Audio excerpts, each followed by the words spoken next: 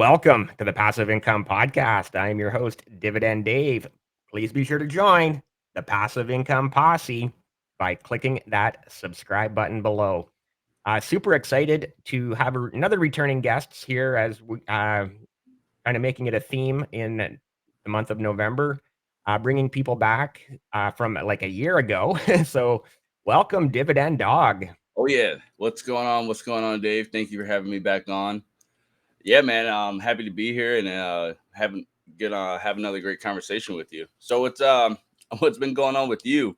I know it's been a while Yeah, awesome. Well, yeah, since first, I got thank you for on. coming on again. I really appreciate you spending some time with me. So, Same here, yeah, man. I know it's hard to believe it's been a year already. I know that you were also there on that 50th birthday bash live stream, but Oh yeah, that was yep. also kind of crazy with there was like myself plus 6, 7, 8 other people on the screen I think, at the same time. So yeah, I think that it was was quite Dart the and was Ryan there too? I think maybe.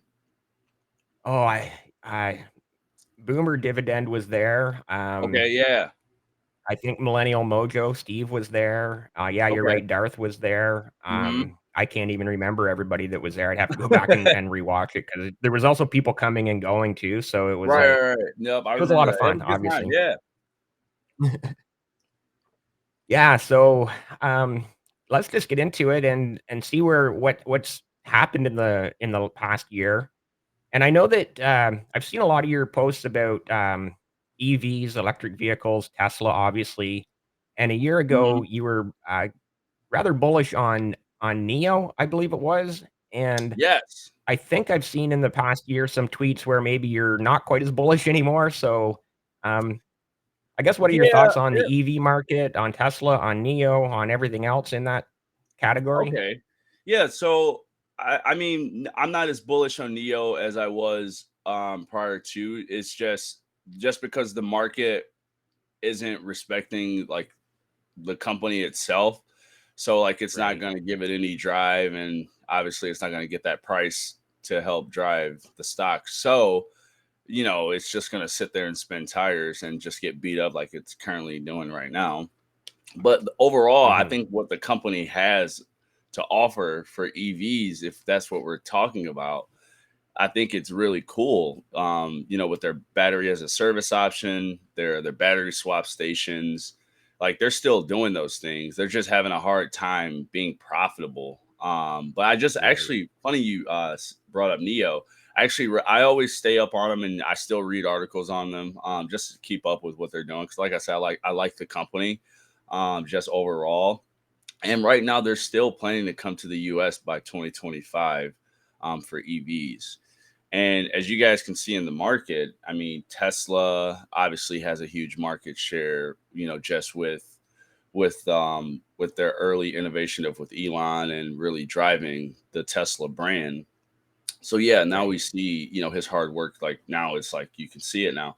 Now other companies are not just getting their feet off the ground. Now, it's a hard market to you got to have capital to be successful in this. You got to have history, you got to have customers. You got to have something, you got to have a message to sell.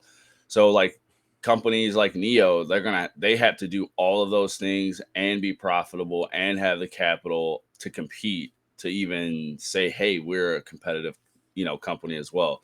So that was one of my losers there. And, I'm always happy to talk about it. But as a company, I still think 20 years down the line, who knows, what could Right. possibly happen just because, they're still driving that brand and over where they're at in Japan, and China, that's a huge EV market over there. And that's where they're driving. They're driving it over in Europe as well. So I'm not like counting them out. They're just like struggling really bad right now. But you still have a lot of investors on Twitter, and they're still buying Neo, that are charting Neo, and then you got some guys that trade the heck out of the stock. It's a crazy stock that you can trade too, Right. to get some options in there.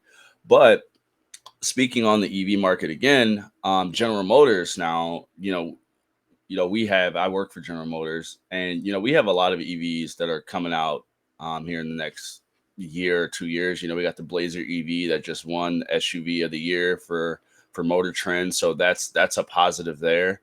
We Right. starting to see customers purchase those vehicles from the dealerships. So that one is there. You got the Bolt EV, you got Bolt EUV. Now all these cars that I just mentioned, that's just from Chevrolet. Now with General Motors, you have Buick, GMC, you got Chevrolet, you have Cadillac. So you essentially have three brands under one entity at GM. So and all three of those brands are going EV as well. But they're also keeping their ICE vehicles, meaning they're still keeping the cars with the engine. We're just going to have a larger portfolio of cars. So if you want to drive an EV, you can. But if you want to stay in your engine car and upgrade into the newest Equinox or the newest Silverado, you can do that as well. If you want to drive a Silverado EV, you can do that as well. Now, I test drove a Silverado EV out in Vegas this 2 weeks ago at a conference, and I gotta say the thing is pretty awesome.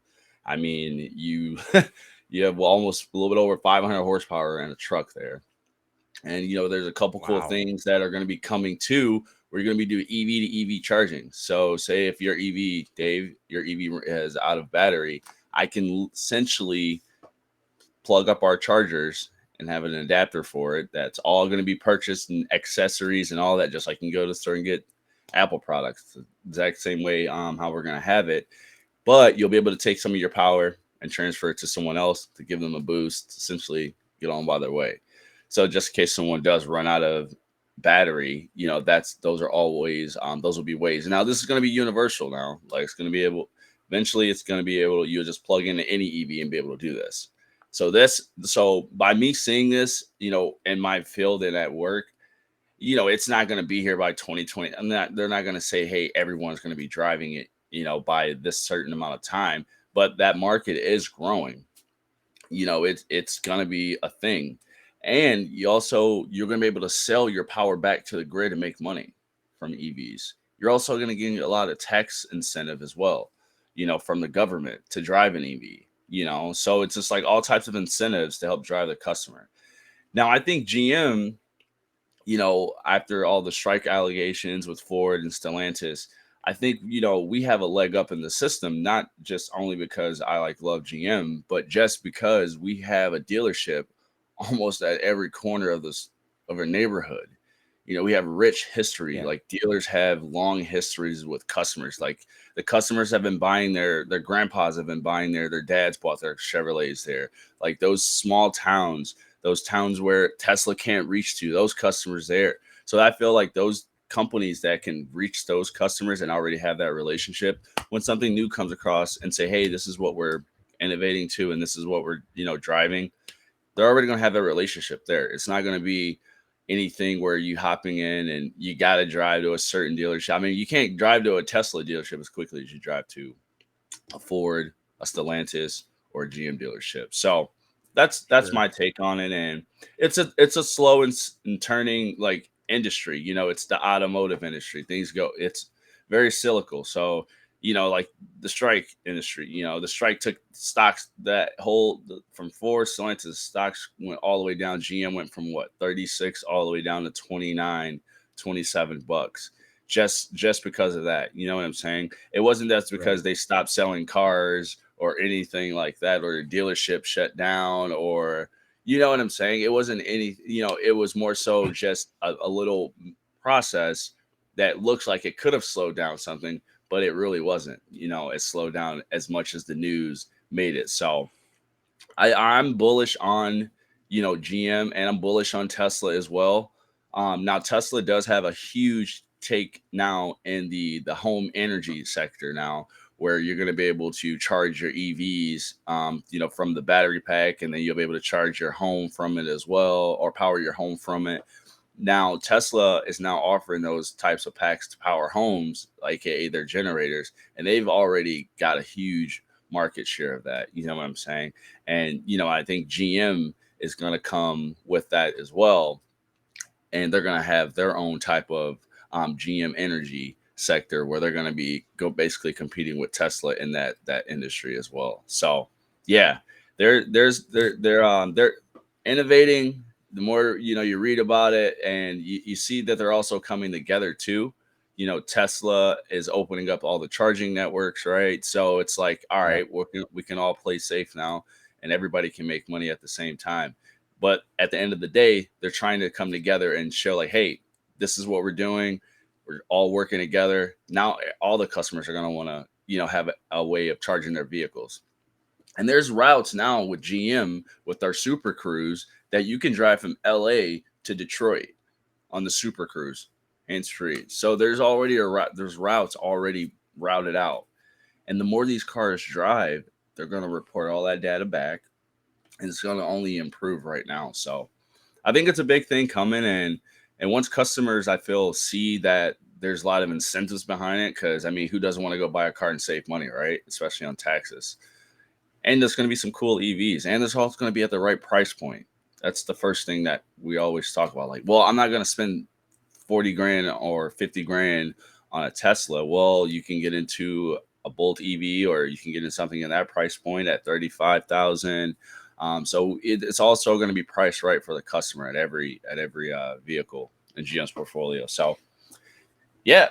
Wow, And that's an incredible overview of the entire EV market. Thank you so much, because more that's than some I good was stuff, man. expecting, but great. Like I said, just absolutely incredible overview.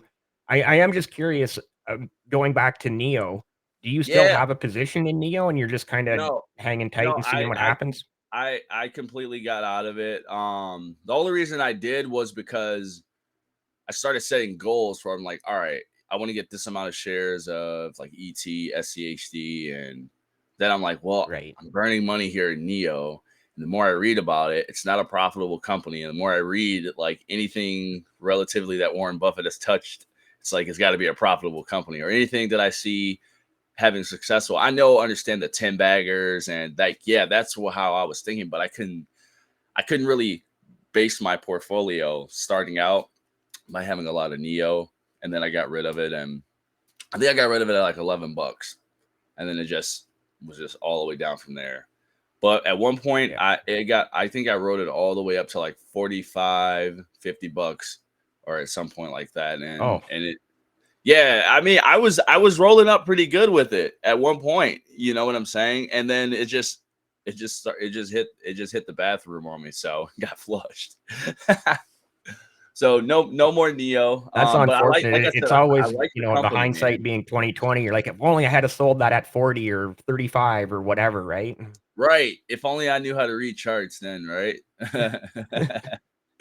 But Wow. no more Neo now. But like I said, I like the company, so like I'm always reading up Yep. on them, and like the cars look awesome. I mean, the technology in these cars that are going to come out now, I mean, it's going to be remarkable. I've seen some cars out when I was out in Vegas that were coming out with in our EVs. I mean, the technology, the screens, the safety features in the vehicles. Right. It's gonna be awesome for the consumer. So yeah, So I am also curious a little bit more about Neo before we move on, but yeah, what I really see as their competitive advantage is that battery swap option, whereas you can go in and out, kind of like filling your gas or diesel, you're you're in and out of the gas station in 5 minutes, whereas like out of charging an there. EV, you're what, 25, 35 minutes You're minimum? sitting there. You're still that's where I'm like that is their moat right there. If they can continue to like if they can get profitable before they get here in the US and show how awesome that battery swap is. And another cool thing too, Shell has already inked up with them that they're gonna have the battery swaps at all the Shell gas stations. So I'm just Well, like, just all get to right, the US, well, like it's the biggest economy in the world. Just get to the US and that's all I was thinking. I'm like, but I don't know if I'm like I can hold the stock any longer. I was like, I gotta yeah. let it go. But I'm still a fan of the company, big fan. Yeah, no, it sounds like it's got a very good potential in the future, but and I understand your reasoning for selling out of it. Just if it's Mhm. not profitable, I don't want to Yeah, and I deal had with a it right couple now. friends too.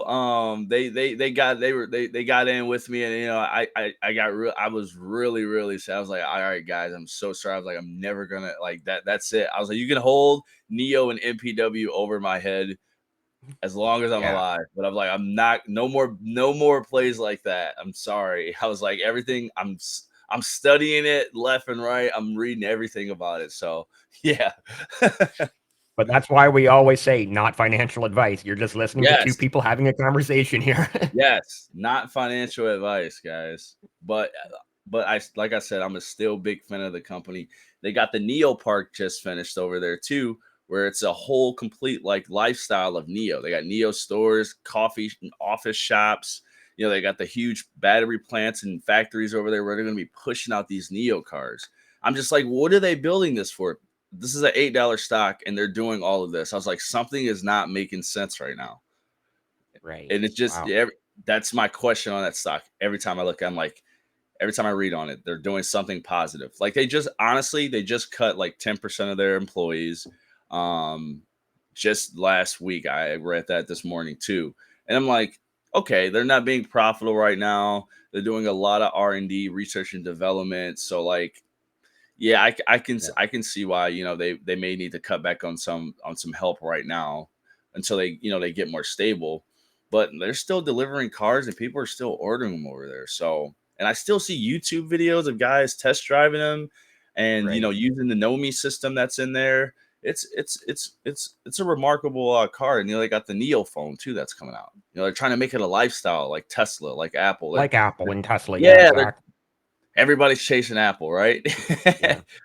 So it's like they're making they're trying to swirl their way into that type of company. So Yeah. like I said, it's a company that's always going to stay on my watch list. I'm always going to watch what it's doing. I'm always going to look at a chart of it. Like I'm always knowing what Neo's going to do, just because you never know, man. You wake up one day, this sucker's off to the moons. You know what I'm Yeah. saying? Yeah. Well, So and you being in the industry, in the automotive industry as well, I'm sure there's a little, added extra incentive to be up to date on everything yeah, in that market, right? And it's kind of cool too with my job that I get to talk about cars. I love cars, and I love the Corvette, so it's awesome that I get to work for GM. But Yeah. talking EVs, with my dealerships and stuff. So it's like it feels like I'm never like really not like working, but I am working. But it's like I'm talking EVs, and then I'm like, oh wow, but I know about these companies. I know Yeah. I can feel I'm like passionate about it, when I'm talking because I think this is going to be huge. So I look forward to it. A lot of people aren't looking forward to it, but we're still going to have the ICE vehicles. Like you're still going to have your cars with engines. So they're not Yeah, of we're course. not they're not completely knocking that completely off. Okay, Some moving companies on are from going, Neo, but yeah. sticking with the EV, electric vehicles, and you mentioned, several, Chevy products that will be coming out soon, or General Motors, GM. Hmm. I guess we've talked a little bit about Tesla, maybe some more thoughts on Tesla, the Tesla, ticker, TSLA, I believe it is, and sort of where you Yes. see that going. Like right now, it's is it a fair value? Is it priced high, low? What are your thoughts on I guess On Tesla. everything So around Tesla? okay, so like obviously I'm not against uh Tesla or anything. I think Tesla's a cool company. I said I was gonna stop doing some buying here, before the start of the new year. But Tesla dipped under 200 bucks, and I grabbed like 3.5 shares on Thursday under when it got under 200 bucks at some point, and I think it's not fairly valued right now. I still think it got some downside action. It could my screener here on Stock Rover saying it's fair valued at 187.58. So we could see some downward action. They're saying a margin of safety is at negative 15% with a price target of 239.08. So with that being said, this is not financial advice. But if I'm looking at to buy a Tesla, I don't think this right here is a bad area to start grabbing some shares. I mean, if you buy it right now at 219 and it dips under 200 bucks, this is me hypothetically thinking. If I Yep. buy this now and if it dips under 200 bucks, that's totally fine. I know going into this that it's going to continue to go down, but I want to start somewhere. I don't want to sit on the sidelines and wait till it goes to 187 because I don't know if it's going to go there. So I have to take action on a price that I see now that's not as high as it was in the past couple of months. What it was Right. hovering over 240 here, the past couple of months. Yeah, I think so, around that. Yeah, so 219 right now on a mediocre, I would say, little correction that we're having. I mean, after the week last week, I mean, who knows, where we can end up at by the end of the year, with the Santa rally and earnings and everything like that. So I mean, yeah, I mean, I wouldn't mind grabbing some shares right now if I were someone. Once again, not financial advice, Yeah, but just keep saying that part, right? To make sure that everyone knows, hey, go and buy Tesla, but I'm not telling you to buy Tesla. yeah, I'm not telling you, but yeah. I keep seeing, different things on I saw an article yesterday saying ARK is saying that Tesla's going to be $2,700 per share by like 2027. I'm like, what? Yeah, How is that even going that's to be crazy. possible? Yeah, what kind of market cap would that create? Like, I have no idea. But Tesla is they're more than just an EV company. They got the home energy, and what else? They got the batteries and the cars too. So yeah. right. So Okay, I'm as you probably know, you've probably seen pictures of my 2002 F-250, so you know I'm a truck guy. Big Blue. Big Blue, you've seen those pictures, and yeah, Oh yeah.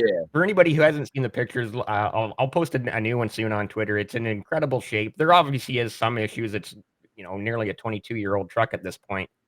Um, and obviously I've you know checked out a lot of YouTube videos and done a lot of reading on the F-150 Lightning. It looks like an Hmm. incredible pickup truck coming out. Yeah. And so just again, sticking with this EV market, because I know you're knowledgeable in the automotive industry. So I guess what are your thoughts on EV trucks, the F-150 Lightning, the Rivian, that Cybertruck, and Yeah. then anything that General Motors has. General Motors has a Silverado coming out, do they not?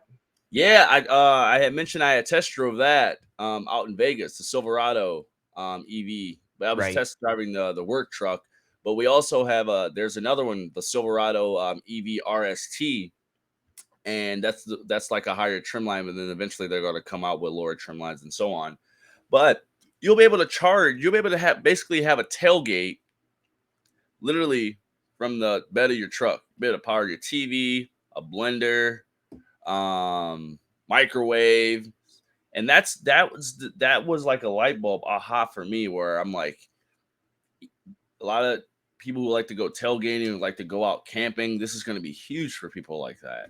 Now the Silverado EV, and then the Rivian, the Cybertruck, and that Ford F-150. Now, if you're gonna say which one I like the most, like just by looking, I'm gonna say Silverado, just because I've seen it in, like, the way it looks in person. Oh, and you got the Hummer too. You got the right. Hummer truck, so we can throw that in too. Now, just by looks, I would say the Hummer. Then I would say Silverado, and then we'll go Rivian. I like the looks of the Rivians. Ford F-150, and then that's the Tesla Cybertruck. I don't know. I have to see I'm that not a in fan of that person. Cybertruck look I have to either. see It's it in like person to really give my really grade on it. But those would be like the ones I like the most, just by looking at them. But that Ford F-150, now that's a nice truck. That's a sleek truck. I'm not here to hate on other companies or anything. I'm yeah, gonna yeah. clap. I'm gonna clap when it's time to clap. So it's like, that's a sleek looking truck. Now, here's where I think GM has the leverage. Our Ultium platform, right? So we use the same Ultium type of battery platform for our EV cars. So when it's time for us to change a model or change anything on it, we won't have to go and change like the battery or change any type of like functionality of that, because it's all on one Ultium platform. Other companies don't have that. The Lightning doesn't have the same type of battery for their. I don't even know if they have any other EVs coming. That's the thing there. They only got the Lightning, right? So what else Uh, is Ford? The Mustang, the Mach. Oh yeah, the What's Mach. it Oh called? yeah, the Mach. See, I honestly think the Blazer. Wait till you see the Blazer EV. That's gonna make the Must. I think that's gonna be that's gonna give the Mustang Mach EV a run for its money. Right. I really do. And it's obviously it's got the Motor Trend the SUV Motor Trend of the year. So I think they're in the same category with that Mustang. So those two, yeah, Ford's only got two, and GM's Right. got three brands that's got a lineup of EVs and ICE vehicles that are coming. So, but Rivian, beautiful, and you got Lucid. I don't know if they're gonna come Yeah. out with a truck one day. Who knows? So those are What I already found really prime. interesting Go ahead. what I found really interesting on the F-150 Lightning, Yeah, like you mentioned about the Silverado having that, like, ability to, power up at the tailgate, and obviously the F-150 has been the best-selling truck in North America for actually best-selling vehicle in North America for what, 40 or 50 straight years, right?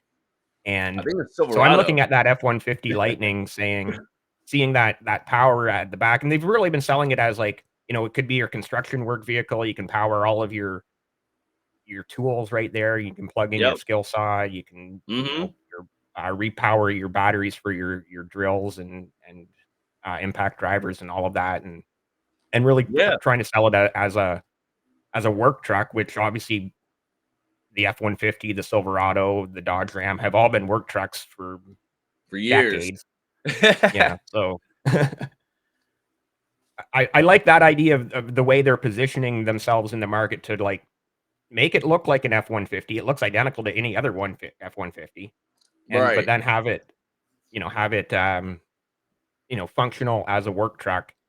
And then, I think you've also mentioned it with the GM models, but it's my understanding that they have that directional power as well. So, like, if the power were to go out in your house, like it did to you 40 minutes ago, Literally, like lights flickered. I'm like, whoa, you could power your house from the vehicle for from the a certain vehicle. number of time, obviously depending on how Hmm. how much battery charge you have in the vehicle at the time. So, I think there's Yeah. some really interesting things coming in the EV market for sure. Yes, and they're consistently working on it. They're consistently putting in the hours, the screen hours to develop and be innovative with this technology. They're investing a lot of money, not just GM, but you go look at Tesla's and you look at these companies R&D. You can see who's really putting in the research and Yeah. development into to grow the company to help grow, and that's one metric that I really look at. For a company that's a growth company, on the R&D, what are they really putting into the research and development of the company to help grow? Because that's what's key.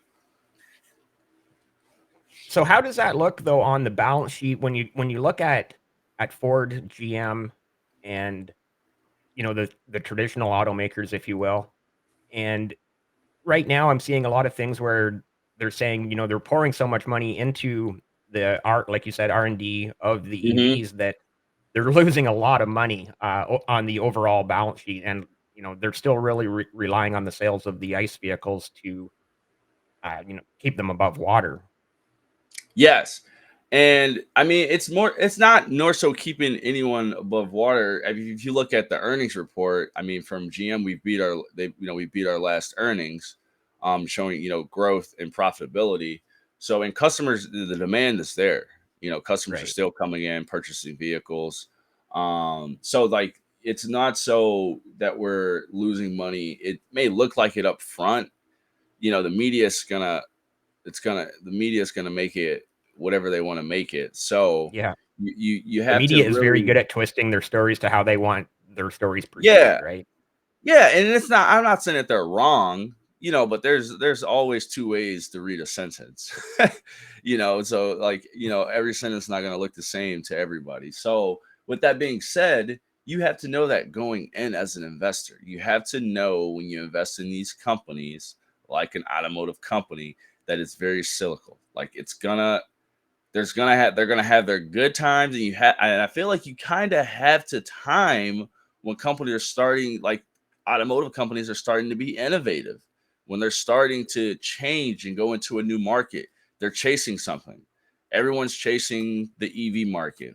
It's who's going to have the most growth and capture by times the first year of all these incentives go through.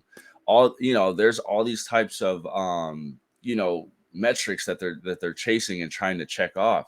So, and they're also preparing themselves. There's a lot of preparation that goes into for a lot of dealerships to get ready to be, ready for EVs. The battery companies Yeah. have to go out and set up all the chargers.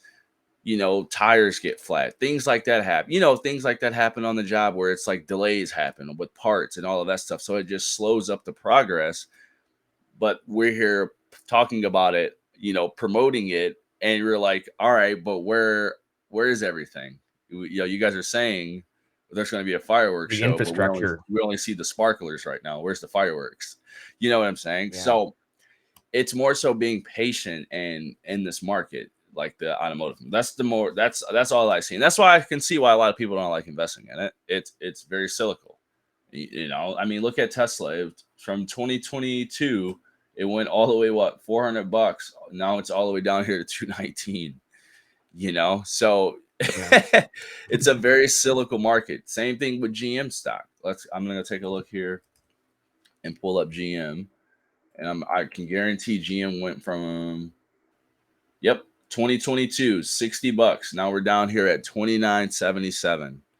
It's just Wow. been So it's fighting. dropped in half. Yes, completely dropped in half. Now do you see that as a good entry point for GM? Yes, not financial advice. Are you biased because you work for the company? No. But I really do like the stock, though. I really do like the company, not because I work for them, but I did research on GM, earlier this year before I really, before I got into GM or before I got into my job. So I was really looking, and I like the Ultium platform. There's something that I like about the company. It's something that I can say, hey, this is what I like. I don't care about the price. When this here gets out and when people figure this out and understand how important this is, the market's gonna love it. They're not loving it right now, which is fine. It's the automotive industry. It's very cyclical. It's very tough to be in. You also and I haven't been mentioned in for very long either. I'm going to be honest with you. So I got into GM at $33. I'm down 15%. I got into Tesla at 196. I'm going to continue to buy GM, and I'm going to continue to, buy Tesla. And I know SCHD has Ford, so there we go. right. You're covered.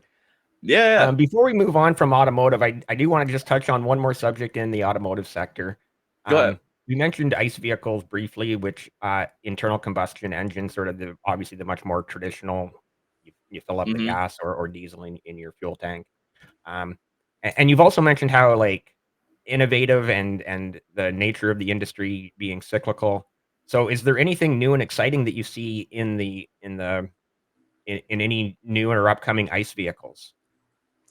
Yeah, so we got a whole new line of Silverado ZR2s, some big trucks, some big meaty ones. They look really, really nice. And then we got a new Equinox that's going to be coming out soon. And we also have an Equinox EV that's going to be coming out soon too. So, and we still have the Blazer truck, and then we're going to also have the Blazer EV. So I like our current ICE vehicles that we have right now. The Trax, the Trailblazer, the Blazer. Those are our like highest volume vehicles, and you'll start seeing the commercials for GM. I don't know if you start seeing them, but like it'll be like a commercial for like introduce you to the family. So it's going to be like a commercial where people are coming home for Thanksgiving, and everyone's going to be arriving in a different type of Chevy vehicle, and you'll see the family of all of our our ICE or engine vehicles. I keep saying ICE. Sorry, guys. It's okay. I know what you mean. So yeah, I love our current ICE vehicles now. I like the Silverados. Those trucks are extremely cool, and then you got the Colorado too. So yeah. Awesome. Cool. I think it's really neat how they're aligning like sort of I guess similar to the F-150, but you have your Silverado ICE, your Silverado EV, you have your Blazer ICE, you have your Blazer EV, and Yeah. It's more so not like forcing it. You're not gonna, you're not. I don't think we're gonna. I don't think our vision is to force anyone to, when they get to our dealership, to say, hey, this is it, or nothing else. Yeah. We're gonna have some type of options. So yeah, and then we'll see where the future takes us from there. If the market goes off and we start having a huge demand for EVs, and that's where the time will take us. So that's what I think. I don't know. I could, like I said, we're just sitting here talking on a Saturday, just about the Yeah. EVs. No, it's been an amazing conversation so far, and I didn't realize we were gonna spend so much time talking about, the automotive sector, both Yeah, EVs and ICE engines, but I really appreciate that we have, talked so much about it because again, being in the industry, you're very knowledgeable of about what's happening, so I really appreciate, you sharing that knowledge with me and the audience.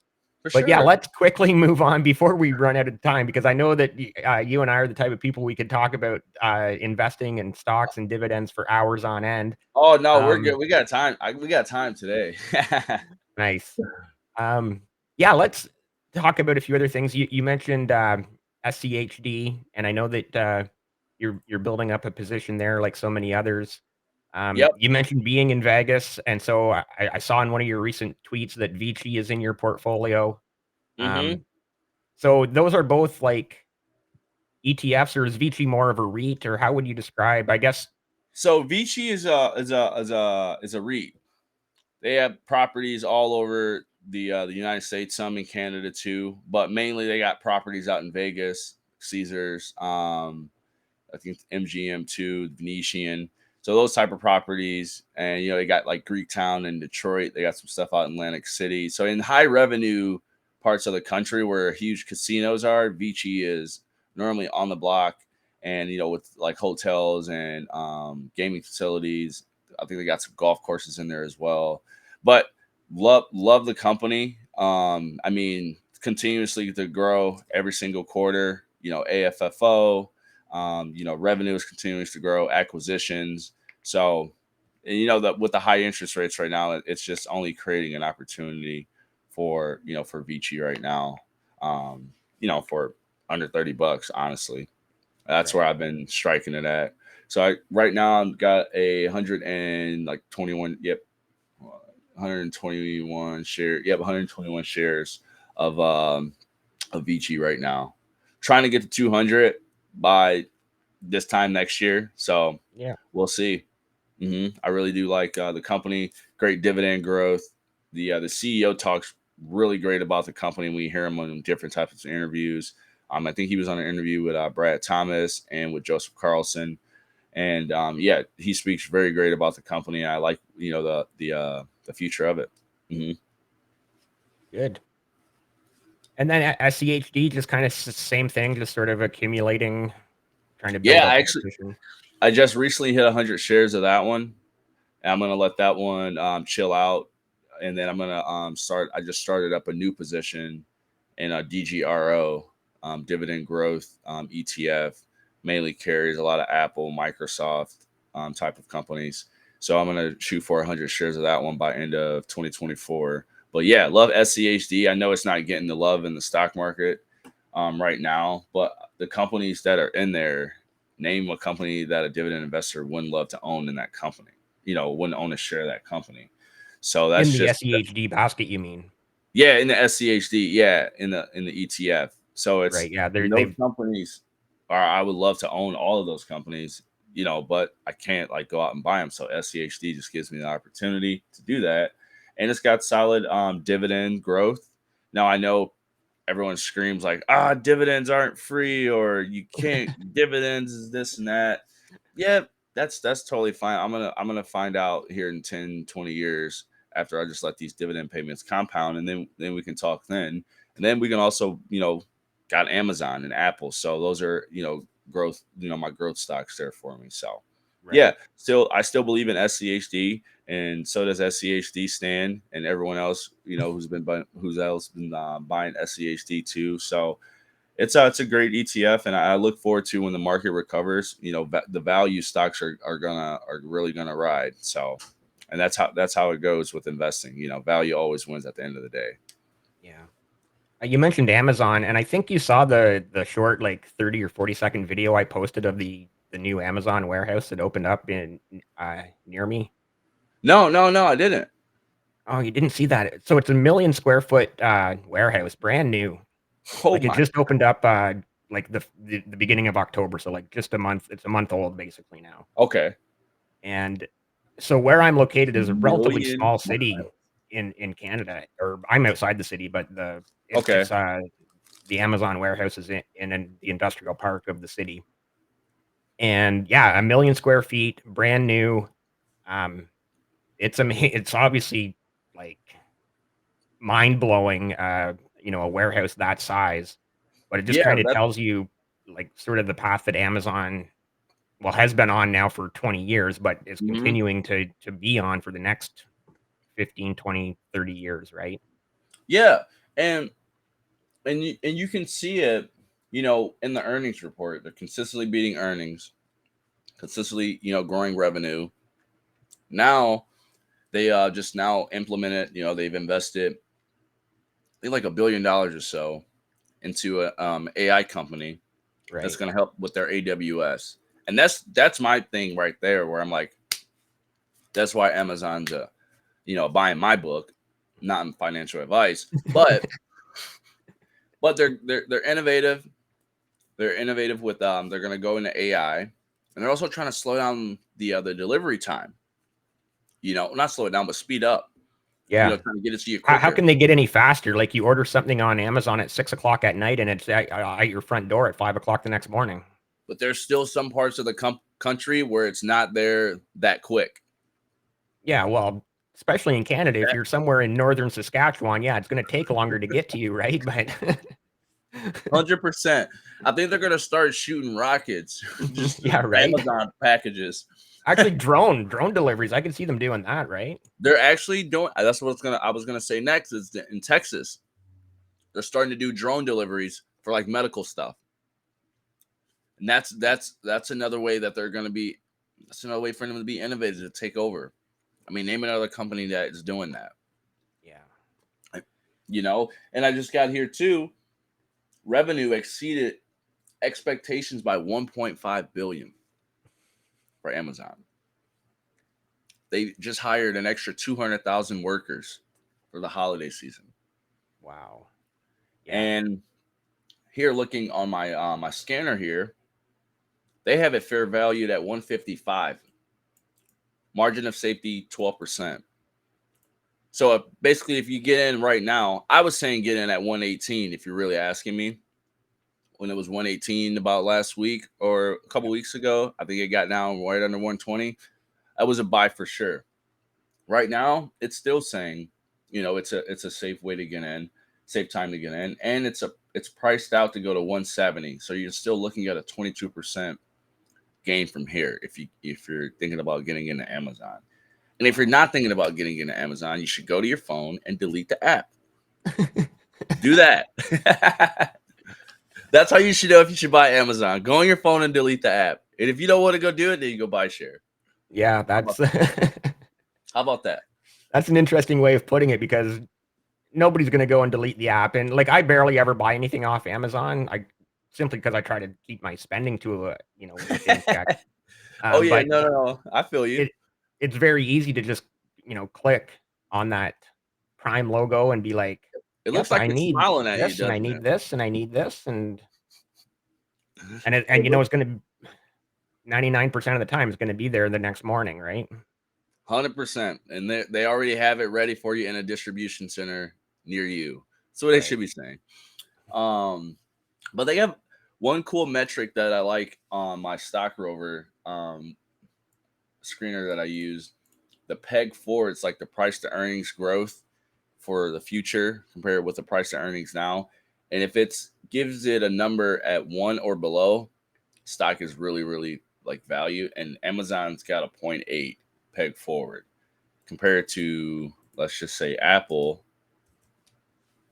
who has a peg forward of, let's see,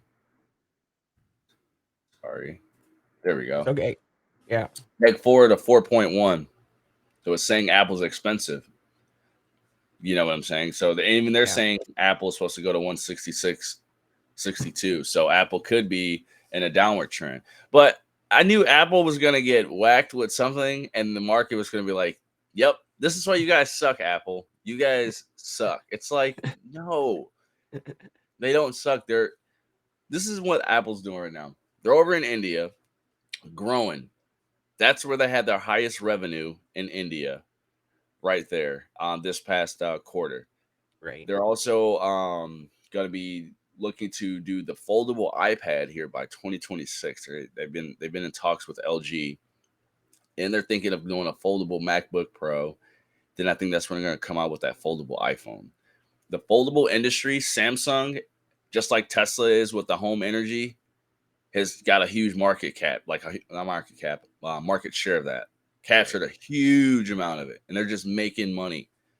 The foldable game is people are wanting it, especially over in emerging markets.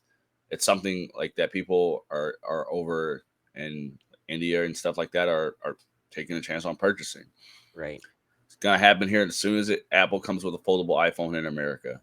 They're just waiting on the perfect time to have the perfect product to release it out to us. Now, will they have problems as soon as they release it? Of course. But name something Apple hasn't fixed. Right. Name a time you went to the Apple store and you were like, I'm actually unsatisfactory with my service. I actually didn't leave with my product fixed. So it's like they're innovative once again. They're profitable.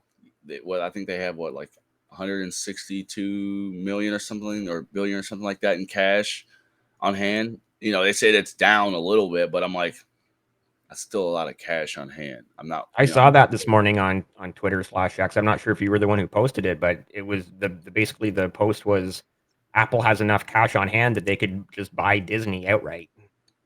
yeah. So I'm just not worried, and Apple's a stock where you just gotta get in it and just get in.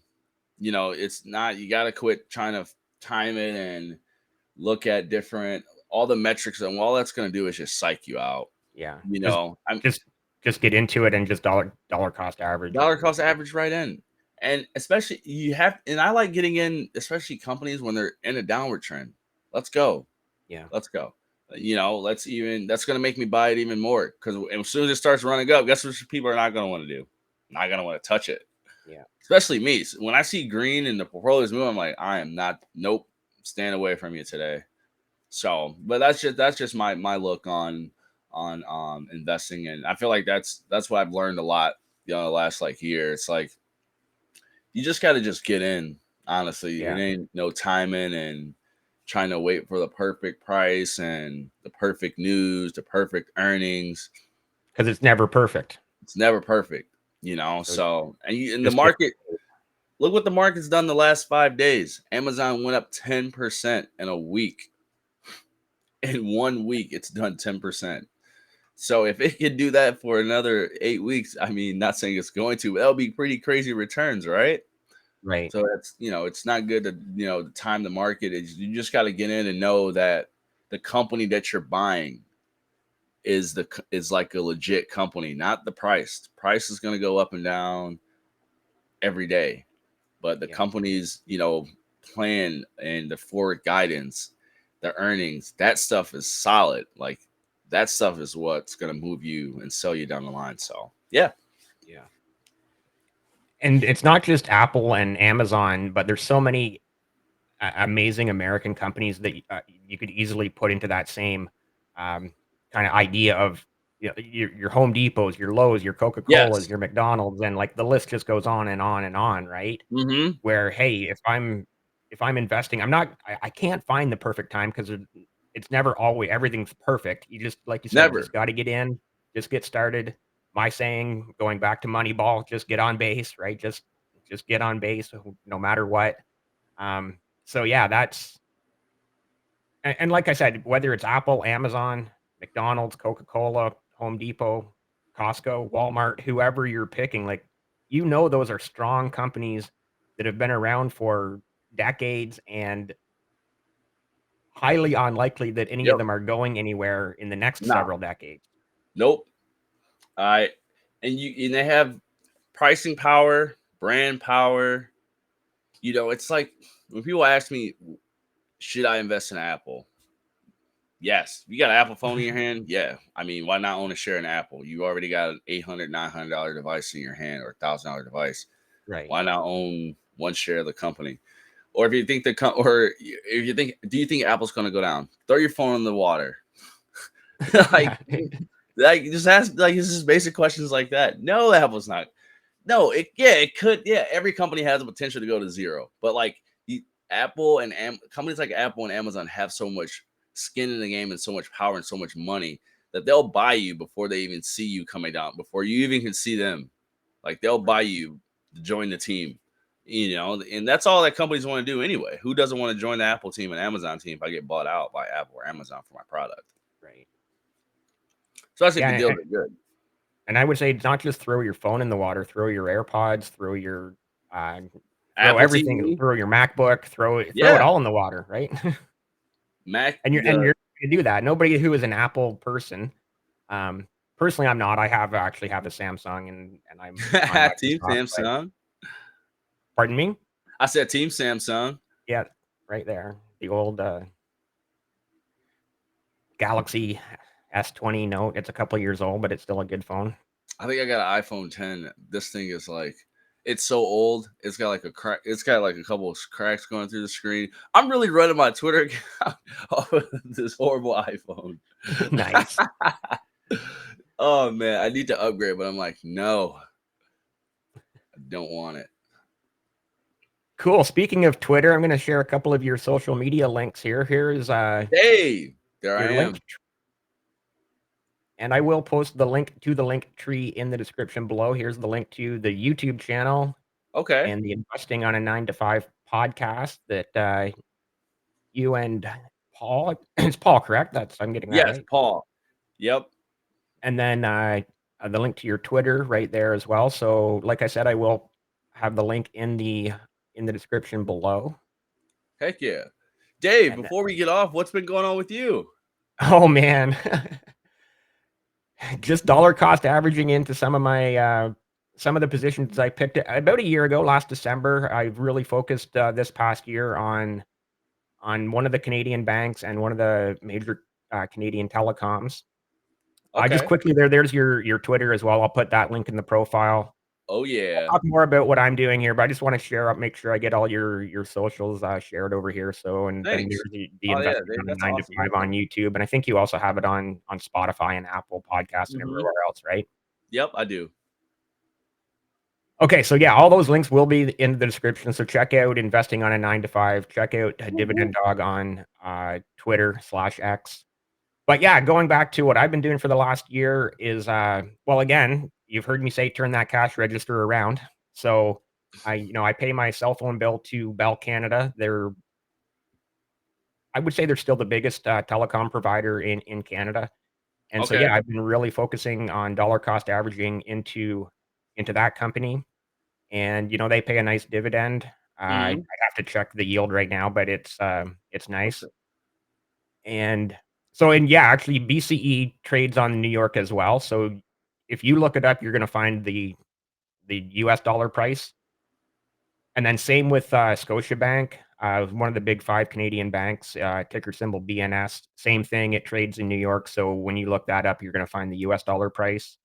Oh But yeah, I again, see it. just dollar cost averaging primarily into those two. And Okay. then there's a few others that I've just kind of picked up because I just have them in my portfolio, and they're sort of like a $5 or $8 stock that pays a dividend. So once I'm done, like say buying 3 or 5 shares of my other stuff, and I have like $5 left in my brokerage, I'm like, I'll pick up another share of that because it pays like a Oh two yeah, yeah. 2-cent dividend every month, and I'm like, Yeah, for I do that. $5, I'm not going to say no to it, kind of thing, right? Yeah, I recently, speaking of something like that, I recently picked up um Gain Investment, or Gladstone, sorry, but ticker Gain, something like that. It's like $14 where it pays a solid monthly dividend where I'm like, yeah, sure, why not? Yeah, I'll stick in here. But awesome, dude. So BNS has the good price to earnings at 9.4. It's good. yeah. Well, all the big It's good. Canadian banks are, you know, tough to go wrong with them. If you do invest in even the big six now with National Bank being included in that. Again, not financial advice, but Canadian banks paying dividends. Um, BMO, Bank of Montreal, has been paying a dividend since 1829. Bank of Nova Scotia since 1832 or 33. So, coming up on 200 years of Yeah, history of dividend payments. It's right. that's rich. That's Yeah, what yeah, you call dividends history right there, people. Like exactly. So 18, like they've been paying dividends before dividends was even a word. pretty much, right? And then I think out of the big five, Royal Bank, which is actually the biggest bank in Canada, but they've been paying a dividend since I believe 1870. So My God. yeah, so they're quite a ways off from the 200-year anniversary, but they're still over 150 years, right? So Yeah. Man, that is could you imagine that in like 50 years or something? They've been paying. Oh man. That is okay, I've got a skill testing question for you before we end off. ooh. Speaking of thinking of those dates, Bank of Montreal 1829, Bank of Nova Scotia 1833, we'll say, and Royal Bank 1870. What year did Canada become a country? 73. 1873. Close. Very good guess. Ah, 1867. ah God. 1867. I'll write that down. Canada Yeah, so became I've actually had a few other American guests on, and when we get talking about that topic, I I bring up that question because I know for the majority of Americans aren't going to know the answer to that. So it's just a fun little trivia side note. Yeah, no, I like doing trivia. Every time I go to Starbucks, they always have the little trivia like thing, like questions as you're like waiting, and I always like to guess. I'm like, I like trivia because you Yeah. always learn something. You literally learn something in 30 seconds. If you either you're right or you're wrong, you always like it's not like no one's gonna make fun of you. So it's like to learn, just learn something. Cool facts because And you so never the know when interesting part someone about asks. that, though, Canada becoming a country in 1867, and Mm-hmm. then them paying dividends since 1829, 1833, they were paying dividends for 40 years before Canada was even a country. How is that even possible? Well, they at the time they would have had to register as a business to begin with England, right? With Great Britain. I don't know how. Obviously, I wasn't around back then, but so I don't know Yeah. exactly how it worked. But yeah, and then I've also thought about this too. Like So literally, were they paying like 1829, you're grapes going to the or? bank. You're riding your horse to the bank. Yeah, like what were they giving out for? Like they giving out coins? Like I, who is keeping track of this? yeah, yeah. Um, Whoever it's was keeping track of that back then was yeah, right. Like on boss. paper, like with a Yeah, like pencil and paper on a ledger, and someone had this idea back in the 80s. That's how crazy investing, like just the theory and the thoughts of investing in earning a dividend or earning something back for not doing anything, yeah. or or owning for earning something for helping a company or something like that. It's just yeah, just like that sort of thought, how it's evolution itself to this here. But yeah, like I said, extremely amazing that they've been paying the dividends for that long. Before we sign off, I'm going to quickly Yeah. give a shout out here to buyinvestingshirts.com. Receive a free passive income posse, turn that cash register around coffee mug with any purchase over 100 Canadian dollars before They taxes and shipping at buyinvestingshirts.com. Use code word posse for 5% discount on your purchase. Link in the description. So all of you American people, you need to hop on that. 100 Canadian dollars. That's like 70, 73 US dollars. And look at there's that, tons guys. of merchandise over there at Buy Saving. Investing Shirts, hoodies, t-shirts, all caps, dividend t-shirts, all sorts of there's Bitcoin merchandise, coffee mugs, all sorts of different designs on different coffee mugs, but you will get a free one by using the link in the description below. So yeah, definitely shout out to Get out. buyinvestingshirts.com. And before we sign off, because I see we're already going to be at an hour here right shortly, is there anything else you want to talk about or touch on? No, just guys, just keep dollar cost and averaging into the stocks. I mean, just whatever you do, making sure the company's profitable. They've been having good earnings, and yeah, I mean, price actions, the market's been very volatile and going down here the past, like couple of months. But hopefully, with this last week here, we can start to see some positive trajectory, to finish the end of the year. But yeah, keep dollar cost and averaging and keep getting those dividend checks, folks. Thanks for having me on, Dave. This is awesome. Yeah, thank you again so much for your time. Truly appreciate you coming on and spending time with me again. Definitely would love to have you back again. Definitely would love to have you on another live stream coming up soon. Yeah, And for yeah, sure, man. Thank you. thank Love to be on. thank you, and thank you everyone who has watched. If you're still here over an hour later, please be sure to like, comment, and subscribe.